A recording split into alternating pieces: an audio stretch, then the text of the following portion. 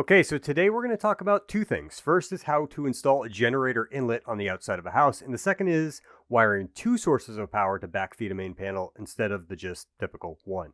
Now, to accomplish this, we'll be using a dual input manual transfer switch, which will allow us to select between the two different sources of power. In this setup, the first source of power will obviously be the generator inlet that we're going to install. The second is going to be an off-grid inverter and battery backup system that's already installed and running.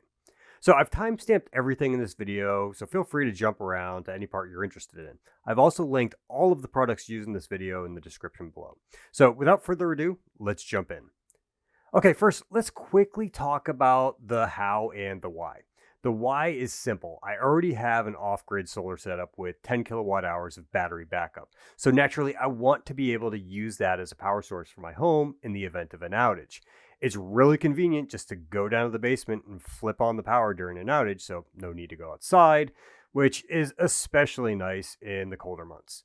Unfortunately, batteries are expensive, and I only have enough battery power to run my home for a limited period of time. So during longer power outages, I need to be able to switch over to a generator to power the house and recharge those batteries. The how takes a little more explanation. Now, to safely backfeed a panel, you need to use an interlock kit, which simply prevents the main breaker and the breaker controlling the backfeed source from being on at the same time.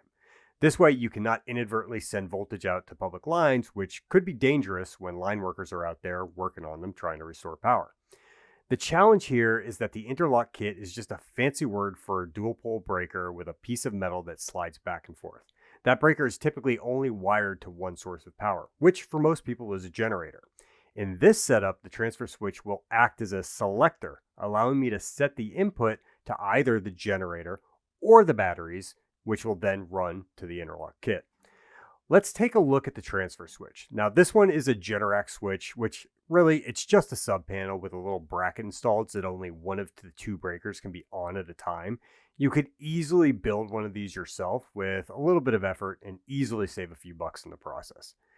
The idea here is that both the inverters and the generator will be wired to the two breakers in this switch, and then the output will be wired to the interlock kit in the main panel, allowing me to switch between those two sources of power.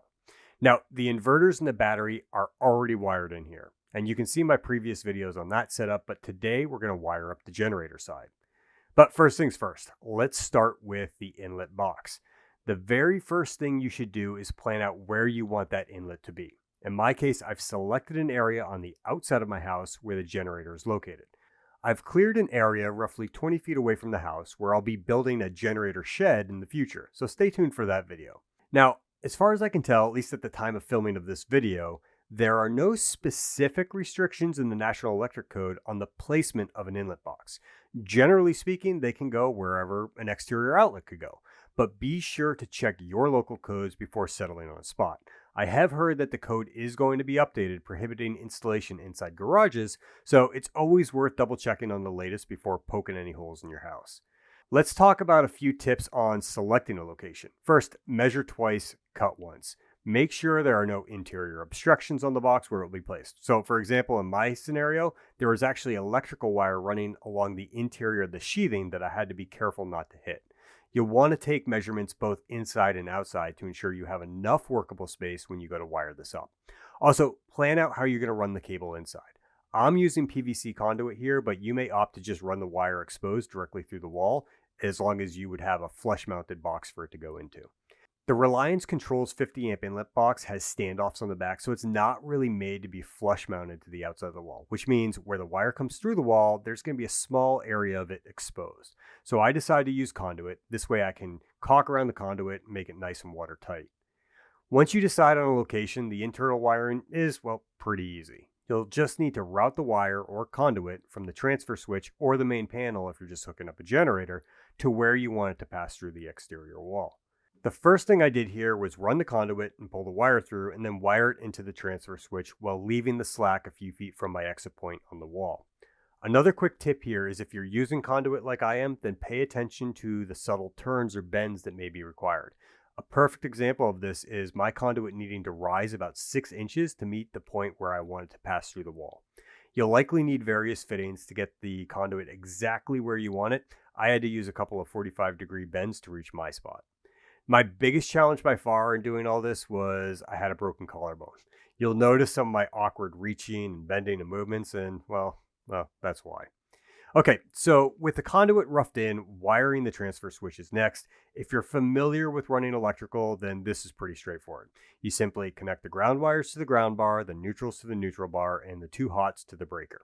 If you're wiring this straight to your main panel, then the same exact process applies, just use the interlock breaker instead. In this installation, I'm using that 50 amp inlet, which calls for 6-3 wire. If you're using a 30 amp inlet, which is also very common, then you'll be able to get away with 10-3. So it's worth noting that based on my research, the smaller 10 gauge ground conductor in the 6-3 is perfectly fine for this application, but again, it's best to check your local codes. With this side of the install done, it's time to drill through the wall, and the way I prefer to do this is first to drill a small pilot hole and make sure everything is exactly where I want it to be. So what I do is I leave the drill bit in the wall and then go inside and actually check it. And if everything's where I want it to be, then I'll use the hole saw to pop through. If you're going through vinyl siding like I am here, one trick you can use is to cut the vinyl with the drill running counterclockwise. And once you're through the vinyl, just switch the direction and punch through the wall with the hole saw. This will leave a nice clean hole in the vinyl and prevent it from binding up what you cut. Now, with the fresh mouse door cut in the side of my house, the next step is to run that conduit and the remaining wire through. So I head back inside, work the conduit through, and secure everything.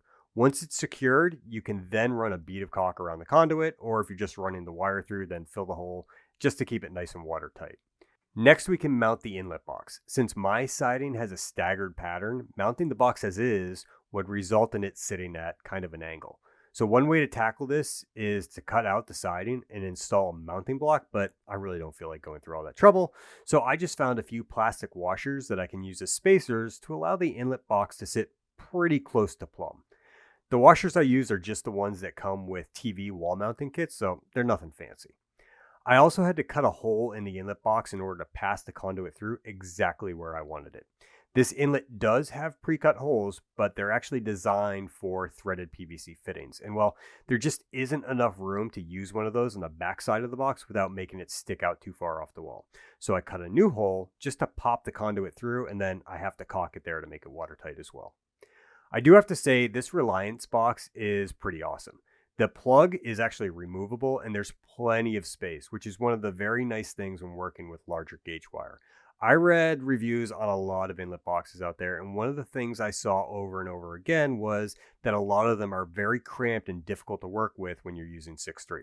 That's not the case here, although I did slice my knuckle and bled all over the place while I was wiring this up, but that's not the inlet box's fault. With the inlet wired, we're now ready to plug in the generator and power everything up. Now, as I said earlier, my next project will be setting up the generator shed. My plan is to add air intake, route the exhaust out the side, and run a gas line in there along with an external plug so that everything can stay nice and closed and quiet when it's in use. So stay tuned for that video next. And, well, that's it. Now I can stay cozy and warm and run my house off battery power until I need to swap to my generator and charge everything back up. Obviously, it's not a smart system and it will not automatically switch between sources of power or anything like that, but I really don't mind shutting things down in order to swap those sources. And to be honest, I kind of like the manual control. So that does it for today. Hopefully you found this video helpful, and if you have questions or comments, please leave them below. Thanks for watching, and if you liked the video, well, you know what to do.